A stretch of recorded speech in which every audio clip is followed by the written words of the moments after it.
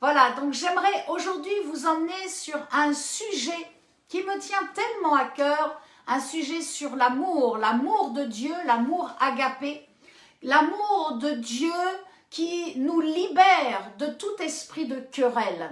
Alors avant de lire la parole de Dieu, j'aimerais que nous puissions avoir un temps de proclamation. Vous savez ô combien j'aime les proclamations parce que cela libère l'espace, l'atmosphère où nous sommes et cela aussi enclenche la turbine de notre foi. Amen. Vous êtes prêts? Alors si vous n'êtes pas d'accord avec moi, il ne faut pas proclamer. Mais je crois vraiment que ces proclamations sont des proclamations vraiment inspirées par le Saint-Esprit. Amen. On est ensemble? Allez, suivez-moi par la foi. Dites avec moi, je suis aimé de Dieu. Je suis aimé de Dieu. Le Père, le Fils et le Saint-Esprit. Le Père, le Fils et le Saint-Esprit. L'amour de Dieu est mon héritage. L'amour de Dieu est mon héritage. Et je marche fidèlement. Et je marche fidèlement. Dans l'attente permanente de sa faveur. Dans l'attente permanente de sa faveur. Dans toutes les situations de ma vie. Dans toutes les situations de ma vie. J'affirme que Dieu est à mon côté. Alléluia. J'affirme que Dieu est à mon côté. Dieu n'est pas contre moi. Dieu n'est pas contre moi. Dieu est pour moi. Dieu est pour moi. Dieu est avec moi. Dieu est avec moi. Dieu est en moi. Dieu est en moi. Par la vie puissante de son esprit. Par la vie puissante de son esprit. Ainsi je proclame. Ainsi je proclame. Ainsi je proclame. Ainsi je proclame. Que Dieu prend plaisir à me bénir. Que Dieu prend plaisir à me bénir. Dieu prend plaisir à m'accorder la réussite. Dieu prend plaisir à m'accorder la réussite. En tout domaine de ma vie. En tout domaine de ma vie. Car je suis précieuse à ses yeux. Car je suis précieuse à ses yeux. Et je suis sa bien-aimée. Et je suis son bien-aimé. Amen, amen, amen. Alléluia, alléluia. Nous sommes les bien-aimés de Dieu. Nous sommes les bien-aimés de Dieu. Et Dieu nous aime tellement qu'il veut nous voir réussir dans tous les domaines de notre vie. Alors j'aimerais donc vous parler aujourd'hui du sujet de l'amour, l'amour qui est la voie par excellence. Il est évident que nous allons entrer dans un passage très connu d'Un Corinthiens 13, le verset d'Un Corinthiens 13, 13, et je vais aussi vous embarquer avec moi dans 3 passages différents des 3 épîtres que l'apôtre Jean a donnés. Donc, 1 Corinthiens 13, 13, nous le savons, mais nous le redisons avec grande joie. Il y a donc 3 choses importantes qui vont demeurer, la foi, l'espérance et l'amour. Et ce qu'il y a de plus grand, c'est l'amour. L'amour ne périt jamais. L'amour ne périra jamais. Pas l'amour charnel ou l'amour éros, pas l'amour philéen, mais l'amour agapé. L'amour donc de Dieu. L'amour, mes amis, c'est la vie. Nous ne pouvons pas vivre ici sur cette terre sans être aimé. Être aimé, c'est vital, c'est essentiel. L'amour n'est pas captieux, ça veut dire que l'amour n'essaie pas de tromper. L'amour n'est pas hypocrite, l'amour n'est pas menteur, l'amour n'est pas insidieux, l'amour ne flatte pas. Et l'amour n'est pas pour les morts, l'amour est pour nous les vivants. Alléluia! L'amour est pour nous les vivants. Alors, on pourrait peut-être se poser la question, et peut-être vous la posez aussi, mais évangéliste, alors c'est quoi aimer selon Dieu? C'est comment manifester cet amour qui vit en moi? Comment c'est possible? Eh bien, c'est toujours l'apôtre Paul qui nous en parle bien sûr dans 1 Corinthiens 13 et qui nous explique donc la voie par excellence, l'amour manifesté en Jésus-Christ, parce que l'apôtre Paul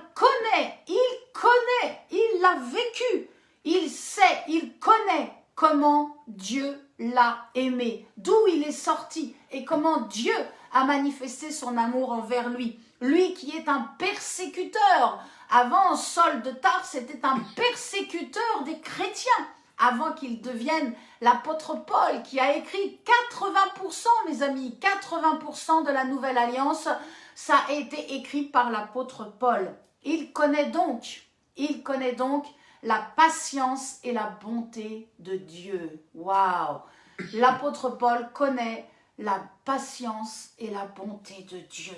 Alors, je ne sais pas où vous en êtes aujourd'hui dans votre foi. Je ne connais pas le pourcentage d'amour que vous avez découvert en Dieu, que vous avez découvert en Jésus-Christ, le pourcentage d'amour que vous libérez envers votre prochain.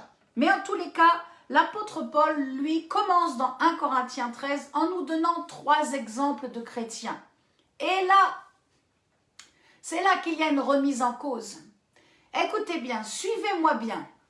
Voilà donc que l'apôtre Paul nous donne 3 exemples. Le premier exemple, il dit voilà, si toi tu pries Dieu avec ton intelligence, voilà, comme nous prions audiblement, c'est-à-dire avec le langage des hommes, ou même si tu pries en langue, si tu pries donc par l'esprit, c'est ce que l'apôtre Paul en parle à la fin de 1 Corinthiens chapitre 14. Si nous parlons donc le langage des anges, si Harabasende Keroboson commence à parler en langue, mais que tu n'as pas l'amour, eh bien tu es comme une cymbale, c'est-à-dire ce qui sort de ta bouche est un son comme une cymbale. Alors tu n'es pas une cymbale, je veux bien me reprendre, mais le son qui sort de ma bouche est comme une cymbale, c'est-à-dire que ça résonne, ça fait du bruit, ça c'est certain, mais on ne comprend rien du tout, on ne distingue rien, et cela ne sert à rien. Ça, c'est pour les chrétiens qui sont nés de nouveau. L'apôtre Paul nous emmène ensuite sur le deuxième terrain qui est au niveau des chrétiens qui sont affermis. Et là, ils connaissent la parole de Dieu. Ils l'ont peut-être lu déjà plusieurs fois. Et ils vont manifester les dons que nous retrouvons dans 1 Corinthiens 12. Mais là aussi, l'apôtre Paul dit, si tu n'as pas l'amour, c'est inutile. C'est-à-dire, si tu commences à prophétiser mais que tu ne prophétises pas dans l'amour, ça ne sert à rien. Tu ne sers à rien. Waouh, c'est terrible, mes amis. C'est terrible. Mais je crois qu'il y a tellement eu de prophéties, des paroles de connaissance ou de sagesse qui ont été données, mais avec trop de dureté. Et cela fait plus de mal que de bien. Il faut l'amour pour manifester les dons, exercer les dons.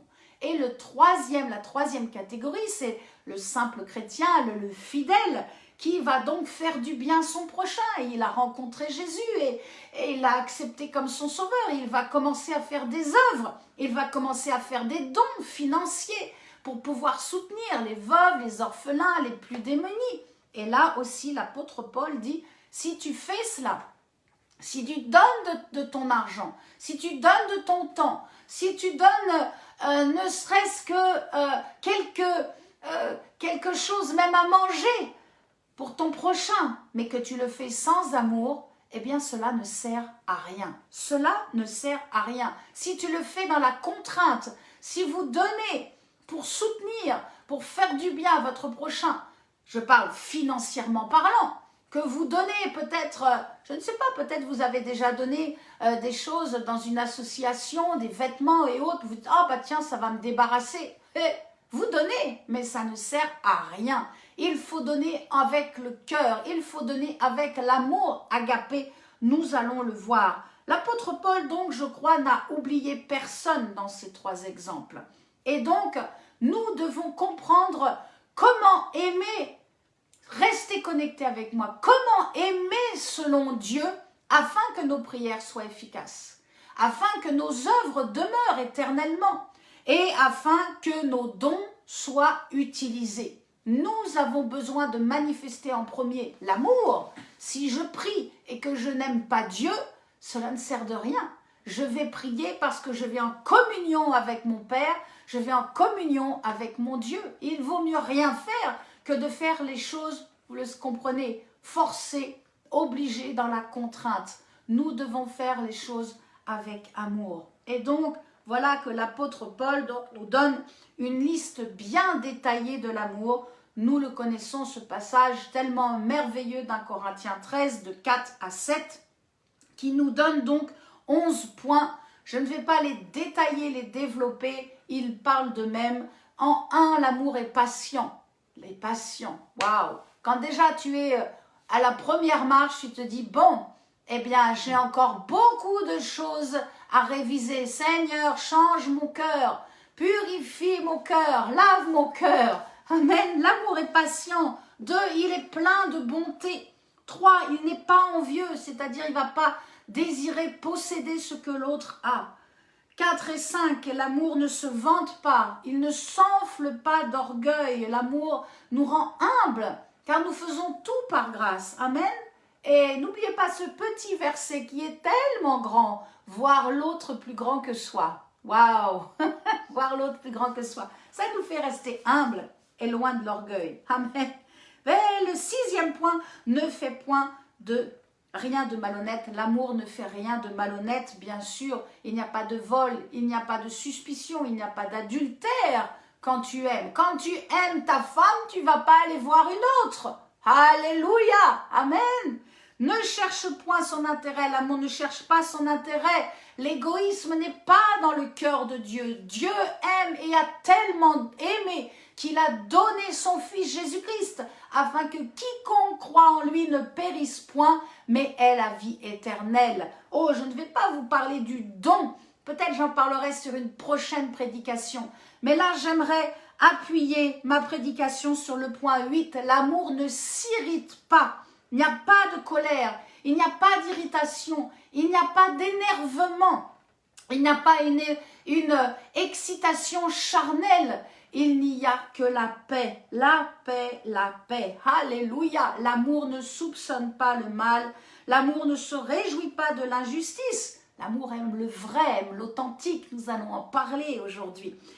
Et l'amour se réjouit de la vérité. L'amour est vérité, mes amis. L'amour agapé est vérité. Et qu'est-ce qui se passe à chaque fois que je manifeste l'amour agapé? Eh bien, je manifeste mon caractère christique. Je ne suis pas née chrétienne, je suis devenue chrétienne. Le Saint-Esprit travaille mon cœur jour après jour, nuit après nuit, et travaille mon cœur afin que j'entre dans cette total amour, dans cette profondeur, cette hauteur, cette largesse, cette longueur, l'amour de Dieu qui est indescriptible. Il n'y a pas de mots pour décrire comment est l'amour de Dieu. C'est à nous de nous y plonger, mes amis, et c'est à nous de montrer notre authenticité. Vous savez, lorsque je vais faire les courses pour faire un repas, pour faire à manger pour mon mari, eh bien, j'aime lui demander avant, qu'est-ce que tu veux manger? Qu'est-ce qui te ferait plaisir? Est-ce qu'il y a quelque chose qui te ferait plaisir aujourd'hui que je puisse te préparer pour manger? Si vous recevez des invités, eh bien, vous allez aussi vous renseigner sur ce qu'ils aiment et sur ce qu'ils n'aiment pas. Imaginez, voilà, ils n'aiment pas manger... il y a quelque chose que j'ai goûté une fois comme un légume en Côte d'Ivoire, du safou, je crois que ça s'appelle. Oh mon Dieu, mes amis, je ne peux pas manger ça, c'est pas bon. Enfin, je n'aime pas, je ne veux pas dire c'est pas bon, mais vraiment, je n'aime pas. Pasteur est là, il sourit parce qu'il avait mangé aussi. Alors, ne me servez pas de cela parce que je n'aime pas. Il y a des choses que nous préférons. Alors, avec Dieu, c'est la même chose. Dieu désire nous voir épanouis, Dieu désire nous voir heureux, Dieu désire vraiment que nous aussi, nous puissions aimer en action et en vérité. Amen. Première épître de Jean, chapitre 3, verset 17, aimer en action et en vérité. C'est-à-dire, si je vous invite pour un repas, je vais me renseigner sur ce que vous aimez. Et donc, je vais passer à l'action, je vais passer au fourneau, je vais passer à commencer à faire le plat que vous aimez. Amen. Voilà, aimer en action et en vérité. En action, ça veut dire que je vais bouger. Et là, j'ai tous les évangélistes qui font « Wouhou, alléluia, amen » pour la vie de l'esprit, pour le mouvement libéré, parce que l'amour nous fait bouger. Et donc là, c'est une attitude au niveau de mon corps. Mon corps va bouger. Mon corps va donc aller d'un endroit ou un autre pour faire du bien à mon prochain. Et puis en vérité, en action et en vérité. Donc c'est, comme nous l'avons dit, être authentique. Et ça, mes amis, c'est une question de cœur. C'est une question de cœur. Tout ça pour vous dire un point essentiel de cette prédication. Aimer, c'est servir son prochain. Amen. Je le redis, aimer, c'est servir son prochain. Alléluia. Jésus n'est pas venu pour se servir lui-même. Il est venu pour nous sauver. Il est venu pour nous. Il est venu pour toi. Pour toi qui regarde en cet instant et qui te dit, mais moi je ne sais pas de ce que ma vie sera demain avec tout ce qui se passe, avec les passes sanitaires obligatoires, avec est-ce qu'il faut se faire vacciner, pas se faire vacciner. Il y a tellement de choix difficiles à prendre. Mon ami, suis Jésus-Christ. Agis avec amour et sers ton prochain. Aide ceux qui sont autour de toi et qui ont besoin de nourriture, qui ont besoin peut-être un peu de réconfort, de paroles d'amour, un peu des fois d'écoute. Les gens ont juste besoin qu'on les écoute. Et après, nous pouvons leur dire, mais tu sais, il y a quelqu'un qui peut t'aider, qui a la solution, c'est Jésus. Jésus est amour et Jésus ne veut pas que tu restes dans ton problème, il ne veut pas que tu restes dans cette impasse, il ne veut pas que tu continues de souffrir. Jésus est ta solution, il est le sauveur de ta vie. Amen, alléluia, oh Jésus. Alors, je vous ai parlé d'1 Corinthiens 13 et je vous ai dit au début, je vous emmène aussi dans les épîtres de Jean, les 3 épîtres de Jean. Et j'aimerais vous emmener dans la première épître de Jean au chapitre 4. Vous savez que Jean a été surnommé l'apôtre de l'amour. Hein? Amen, l'apôtre de l'amour. Et pourtant, nous trouvons dans l'évangile de Marc, chapitre 3, verset 17, quelque chose de surprenant.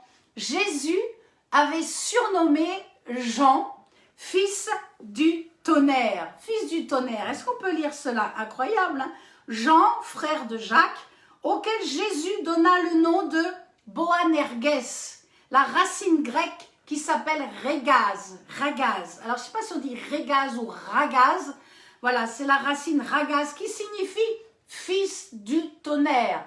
Ça veut dire que Jean ne devait pas être si souple et si doux que nous l'ont dit l'histoire. Je pense qu'il était, on dit toujours Pierre avait un tempérament fougueux, mais pour que Jésus l'appelle fils du tonnerre, ça veut dire qu'aussi il devait avoir une rage en lui. Et donc Jésus l'a transformé. Et regardez ce que l'apôtre Jean écrit. Lisons-le ensemble dans la première épître. Amen, vous êtes toujours avec moi, toujours connectés.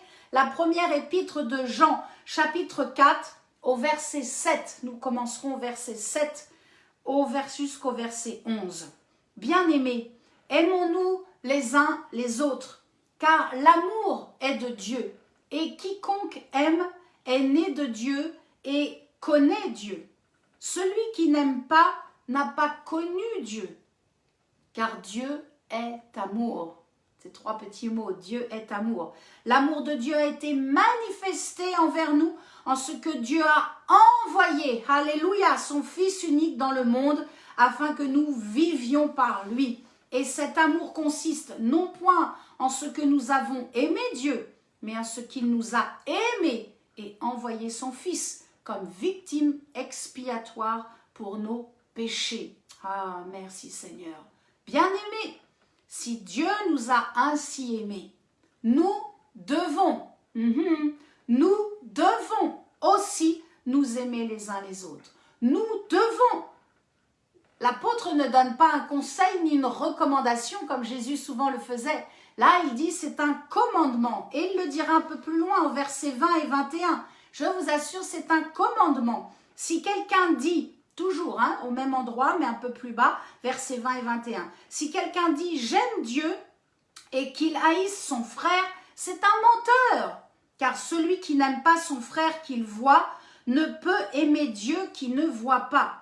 Et nous avons de lui ce commandement. Nous avons de lui ce commandement que celui qui aime Dieu aime aussi son frère. J'aime ce petit mot, aime aussi son frère. Alléluia pour la puissance de la parole de Dieu. Amen. Oh, peut-être ça vous remet en question aujourd'hui, mais c'est une très bonne remise en question. Je vous l'ai dit, s'il y a des choses qui ne vont pas avec des frères et sœurs, il va falloir aller demander pardon, il va falloir remettre de l'ordre, mettre ou remettre de l'ordre dans votre vie, dans votre cœur. Deuxième épître, on y va, on s'en va dans la deuxième épître, les deux Jean donc, 1 à 3.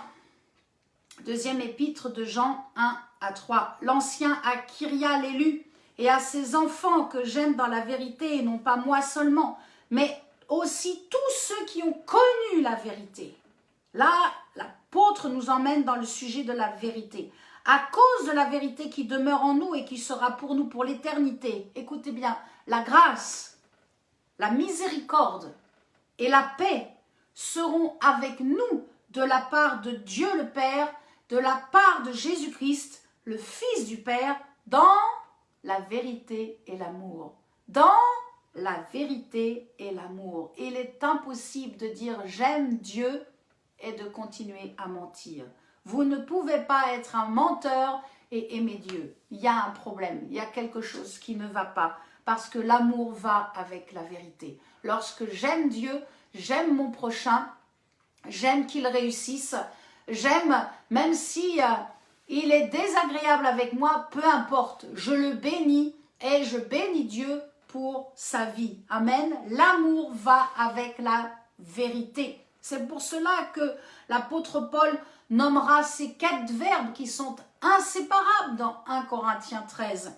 Excuser, croire, espérer et supporter. L'amour croit tout, l'amour espère tout, l'amour supporte tout et l'amour excuse tout. D'ailleurs, je fais juste une courte parenthèse.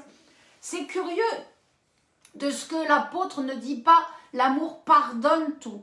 Parce que lorsque nous pardonnons, eh bien, cela peut enclencher une réclamation d'une propre justice de notre part. Alors que l'excuse, elle enveloppe tout. L'excuse vraiment est beaucoup plus large et elle enveloppe tout. Donc, l'amour excuse tout. On peut le dire ensemble, l'amour excuse tout. L'amour croit tout, l'amour espère tout, l'amour supporte tout.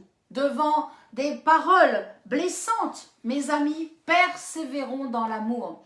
Devant peut-être mon frère, ma soeur, ton mari ou ta femme qui n'a pas encore rencontré Jésus, qui n'a pas accepté la grâce, le salut par grâce, eh bien devant des paroles trop dures, trop sèches, devant peut-être la rébellion de vos enfants, devant les menaces peut-être d'un voisin, devant peut-être aussi la méchanceté d'un patron, d'un directeur, devant même la haine de personnes qu'on ne sait pas pourquoi ils ne nous aiment pas, on n'en sait rien, ils n'ont pas de raison. Mais en tout cas, Jésus nous le déclare et Jésus nous le rappelle encore par la puissance du Saint-Esprit en cette année 2022. Aimez-vous les uns les autres comme je vous ai aimé. Aimez-vous les uns les autres. Alors on peut peut-être se poser la question de se dire, mais pourquoi finalement toute cette haine? Pourquoi cette haine est en train de monter, de s'épaissir dans ce monde? Pourquoi est-ce que des gens ne nous aiment pas alors que nous ne les connaissons pas? On n'a rien dit de mal, on n'a rien fait de mal. C'est quand même bizarre. Bien, je vais vous dire pourquoi. Simplement parce que Dieu désire que nous grandissions dans son amour. Dieu désire que nous manifestions son amour et Dieu désire que nous libérions l'amour de Christ, cette puissance d'amour qui vit en nous, cet amour qui est là, et de leur dire, mais vous ne m'aimez pas, mais moi je manifeste l'amour de Dieu parce que Christ vit en moi et je vous prouve que je suis un témoin, une ambassadrice de Christ en vous manifestant l'amour face à votre haine. Je crois que nous allons passer par des temps vraiment très capricieux, très difficiles dans ce monde, sur cette terre, parce que l'esprit de l'antéchrist est là et commence à s'asseoir, à prendre ses aises. Et puis parce que Jésus vient bientôt chercher l'église glorieuse que nous sommes, eh bien nous allons libérer encore plus d'amour. Je crois que c'est ça aussi. La puissance de Dieu va se manifester bien sûr, dans les prophéties, dans les miracles, dans les guérisons, dans les âmes qui vont être sauvées. Ça, c'est déjà une certitude. Mais je crois aussi qu'en cette nouvelle année, Dieu va nous utiliser, va vous utiliser, mes frères et sœurs, pour libérer cette puissance d'amour qui est en vous, afin de pouvoir montrer dans ce monde qu'il y a encore du bon, il y a encore du bien, il y a encore de l'amour possible. Alléluia. Amen. L'amour de Dieu n'est pas faible. Hein? L'amour de Dieu est fort, mes amis. L'amour de Dieu est fort. Et regardez ce que Jésus a fait à la croix. Regardez ce que Christ a fait à la croix. Son amour n'était pas un amour de faible. Souvent on dit les chrétiens, la chrétienté, c'est pour les faibles. Non, non, non, non, nous sommes forts en Jésus-Christ et nous continuons et nous avançons dans le pardon, dans la miséricorde, dans la compassion et nous montrons ce que Christ a fait à la croix. Nous montrons que nous sommes là pour servir notre prochain, pour aider notre prochain. Jésus a tellement souffert. Ne disons pas que le christianisme est pour les faibles, parce que Jésus a donné sa vie, il a souffert, il a libéré tout son sang, il a libéré toute l'eau qui était dans son corps. Il a souffert pour nous, afin qu'aujourd'hui, eh bien en 2022, cela nous permette de rentrer et de vivre cet amour qui croit tout, qui espère tout, qui excuse tout et qui supporte tout. Alléluia, alléluia, amen. L'amour de Dieu est vraiment vérité et puissance. Vous le croyez? Amen. Vous êtes d'accord avec moi? L'amour de Dieu est vérité et puissance. Et mes amis, ce que Jésus est, nous le sommes. C'est ce qu'il déclare dans sa parole. Ce que Jésus est, nous le sommes. Et je crois que vous êtes aussi un ambassadeur de l'amour de Christ, une ambassadrice de l'amour de Christ. Amen. Alors ne nous laissons pas vaincre par la haine, mais surmontons le mal par le bien. Romains 12, 21. Surmontons, c'est la racine nikeo. Tellement de choses à dire. C'est dans le sens... je suis conquérant, je suis au-dessus, je réussis. C'est ça, c'est vraiment ce sens de surmonter. Je suis vainqueur, je suis plus que vainqueur, je surmonte le mal par le bien, parce que Christ habite en moi. Amen. Il y a aussi, je voudrais vous partager la racine du mot mal, c'est kakos, K-A-K-O-S, kakos. Ça vraiment, ça dénote toute la mauvaise nature, toute la bassesse de l'homme. Quand je dis l'homme, c'est l'homme et la femme, bien sûr, hein, donc de l'humain. La bassesse de l'humain et tout ce qui est de cette mauvaise nature destructrice. Ça, eh bien, c'est confondu à chaque fois que nous faisons le bien. Ça, à chaque fois que nous libérons la paix, que nous libérons des bonnes paroles, des paroles d'encouragement, eh bien, le mal repousse. Le mal repousse. C'est pour ça que je crois que Dieu nous demande de manifester, de libérer la manifestation de l'amour de Dieu, afin que les ténèbres aient moins d'emprise sur cette terre. Car Dieu est amour, et son amour est rempli de patience. Parce que je crois vraiment, avec des milliers d'hommes et de femmes qui servent Dieu, je crois que Dieu va en sauver une multitude avant la venue de Christ sur cette terre. Alors, je vous ai promis 3 passages. Nous avons vu déjà 2 épîtres de Jean. Voici donc la 3e épître. Hein, la 3e épître de Jean au verset 11. Verset 11, il n'y a qu'un seul chapitre. Donc, verset 11. Bien-aimés, n'imite pas le mal, mais le bien. Celui qui fait le bien est de Dieu. Celui qui fait le mal n'a pas vu Dieu. Alors ne gardez pas de rancune, de rancœur dans votre cœur. Approchez-vous de Jésus qui vous aime. Jésus vous aime simplement. Oh, découvrez vraiment tout son amour. Apprenez à libérer la manifestation de l'amour de Dieu. Et aimez comme Christ vous aime. Amen.